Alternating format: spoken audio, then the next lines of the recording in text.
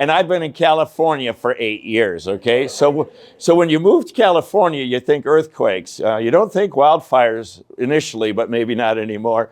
So, but now, we have 2 earthquakes. One was on Good Friday, right when Jesus died. It was like the whole response of creation to groan, if you will, and the darkness within the creation itself for such a moment. And it really marked the suffering and the death and the sadness of that day. But this is a different earthquake. This earthquake is one that wakes us up with great joy. And even with a little bit of fear or awe, that kind of a fear of the magnitude that Jesus would come back to life, how wonderful is that gift. Find the faithful women coming there. Now, again, they've experienced the first earthquake. So they've been, it says, watching from afar as Jesus died, and then were there watching where they had buried him. They wanted to make sure they knew exactly where to go, and because of the Sabbath, had to wait to give proper honor and reverence to Jesus. But he is dead, and their reality is he has died, and not just died, buried. So now you have that waiting time, even that grieving time. There's a time of being together with close friends or family and friends, and also in prayer and reflection. And so they go early that morning.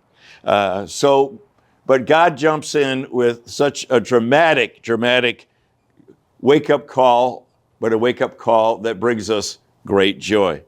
A violent earthquake, the angel of the Lord coming down. And whenever the angel shows up, you know something dramatic is happening. Either a message from God, but usually it's a message from God. This time, we find the angel taking action. It says, for an angel of the Lord came down from heaven and going to the tomb, rolled back the stone and sat on it. Now, what a scene. What a way for God to demonstrate his victory over death and even his defiance of death. Because death should have been the end of Jesus. It just should have been. Everyone thought it had happened. Everyone expected it. From Pontius Pilate with the crucifixion, the chief priests, that it was over. I suppose for the guards, it was supposed to be light duty. We're guarding a tomb with a dead person in it. At most, his disciples, if they came, were not any organized armed group as well. It says that the presence of the angel, the guards were so afraid of him that they shook and became like dead men. So now you have God coming in, bringing life, and their response of those to be like dead men.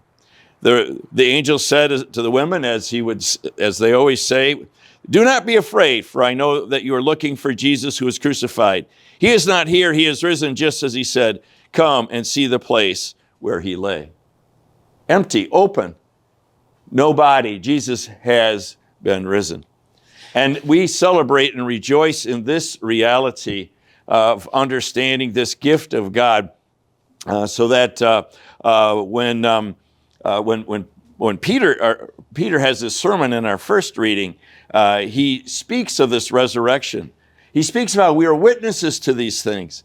And both his crucifixion, they killed him by hanging him on a cross, but God raised him from the dead on the third day and caused him to be seen. We ate and drank with him.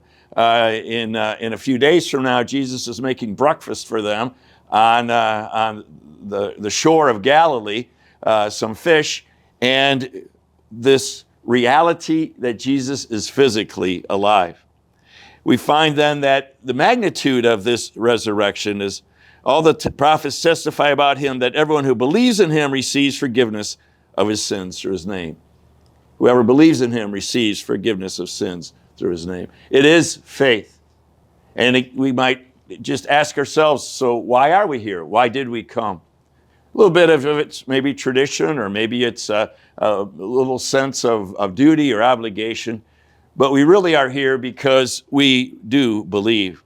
We believe that Jesus is alive. We believe that Jesus is who he says he is, and we receive this gift that he gives to us, this forgiveness of sins.